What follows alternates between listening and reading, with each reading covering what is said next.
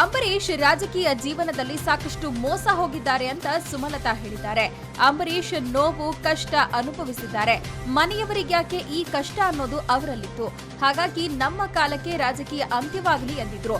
ಆದ್ರೆ ಜನರೇ ನನ್ನನ್ನ ರಾಜಕೀಯಕ್ಕೆ ಬರುವಂತೆ ಒತ್ತಾಯಿಸಿದ್ದಾರೆ. ನಾನಂತೂ ಏಕಾಂಗಿ ಅಲ್ಲ. ಸದ್ಯಕ್ಕೆ ಚುನಾವಣೆಯನ್ನ ಎದುರಿಸಿ ಗೆಲ್ಲುವುದೇ ನನ್ನ ಗುರಿ ಅಂತ ಸುಮಲತಾ ಹೇಳಿದ್ದಾರೆ. ಸುಮಲತಾ ಬಗ್ಗೆ ರೇವಣ್ಣ ಹೇಳಿಕೆಗೆ ನಿಖಿಲ್ ಕುಮಾರಸ್ವಾಮಿ ಕ್ಷಮೆ ಯಾಚಿಸಿದ್ದಾರೆ. ರೇವಣ್ಣ ಸಾಹೇಬ್ರು ಯಾವ ಅರ್ಥದಲ್ಲಿ ಹೇಳಿದ್ದಾರೆ ಅಂತ ಗೊತ್ತಿಲ್ಲ. ಈ ಬಗ್ಗೆ ಸಿಎಂ ಕುಮಾರಸ್ವಾಮಿ ಈಗಾಗಲೇ ಕ್ಷಮೆ ಕೇಳಿದ್ದಾರೆ. ನಾನು ಕೂಡ ಈ ಬಗ್ಗೆ ಕ್ಷಮೆ ಯಾಚಿಸುತ್ತೇನೆ. ಯಾರೇ ಆಗಲಿ ಹೆಣ್ಣು ಮಕ್ಕಳ ಬಗ್ಗೆ ಈ ರೀತಿ ಮಾತನಾಡಬಾರದು.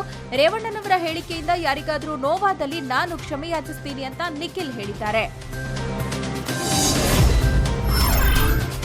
ಇಬ್ಬರು ಶಾಸಕ ಸ್ಥಾನಕ್ಕೆ ರಾಜೀನಾಮೆ ಕೊಟ್ಟು ಲೋಕಸಭೆಗೆ ಸ್ಪರ್ಧಿಸೋಣ, ಅದರಲ್ಲಿ ಯಾರು ಗೆಲ್ತಾರೆ ನೋಡೇ ಬಿಡೋಣ ಅಂತ ಸಿದ್ದರಾಮಯ್ಯಗೆ ಈಶ್ವರಪ್ಪ ಸವಾಲ್ ಹಾಕಿದ್ದಾರೆ.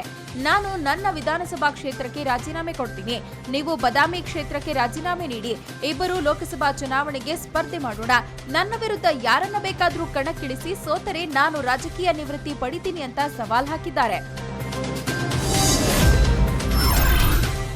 ಮಲ್ಲಿಕಾರ್ಜುನ ಖರ್ಗೆ ಅವರು ದೊಡ್ಡ ಪರ್ವತ ಇದ್ದ ಹಾಗೆ, ಅವರಿಗೆ ಡಿಕ್ಕಿ ಹೊಡೆದವರೇ ಹಾಳಾಗ್ತಾರೆ ಅಂತ ಕೆಪಿಸಿಸಿ ಕಾರ್ಯಾಧ್ಯಕ್ಷ ಈಶ್ವರ್ ಖಂಡ್ರೆ ಹೇಳಿದ್ದಾರೆ. ಯಾದಗಿರಿಯ ಗುರುಮಿಟ್ಕಲ್ನಲ್ಲಿ ಮಾತನಾಡಿದ ಅವರು, ಖರ್ಗೆ ಅವರು ಸೋಲಿಲ್ಲದ ಸರದಾರ, ಕ್ಷೇತ್ರದಲ್ಲಿ ಅವರು ಸಾಕಷ್ಟು ಕೆಲಸ ಮಾಡಿದ್ದಾರೆ, ಅವರಿಗೆ ಜನ ಬೆಂಬಲ ಇದೆ, ಅವರನ್ನ ಸೋಲಿಸೋಕೆ ಯಾರಿಂದಲೂ ಸಾಧ್ಯವಿಲ್ಲ. ಕಲಬುರಗಿ ಕ್ಷೇತ್ರದಿಂದ ಭಾರಿ ಬಹುಮತದಿಂದ ಗೆಲ್ತಾರೆ ಅಂತ ಈಶ್ವರ್ ಖಂಡ್ರೆ ವಿಶ್ವಾಸ ವ್ಯಕ್ತಪಡಿಸಿದ್ರು.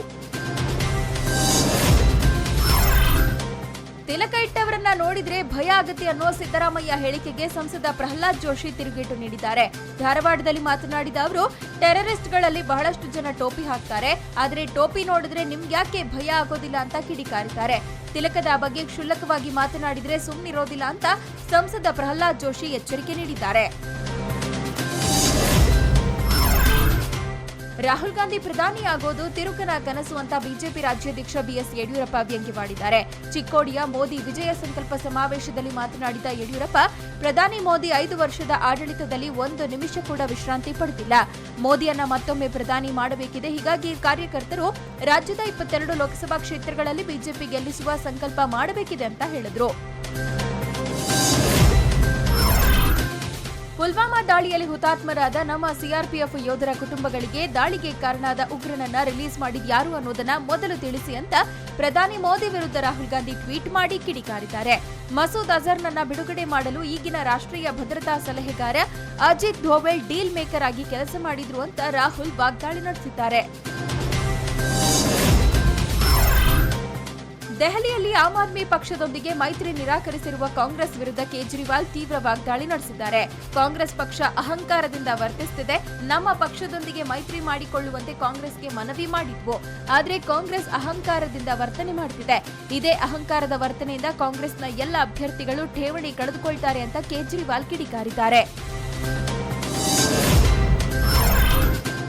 ಗೋಲ್ಡನ್ ಸ್ಟಾರ್ ಗಣೇಶ್ ಹಾಗೂ ಭಾವನಾ ಮೆನನ್ ಜೊತೆಯಾಗಿ ನಟಿಸಿರೋ 99 ಚಿತ್ರದ 2ನೇ ಲಿರಿಕಲ್ ಸಾಂಗ್ ನಾಳೆ ರಿಲೀಸ್ ಆಗಲಿದೆ.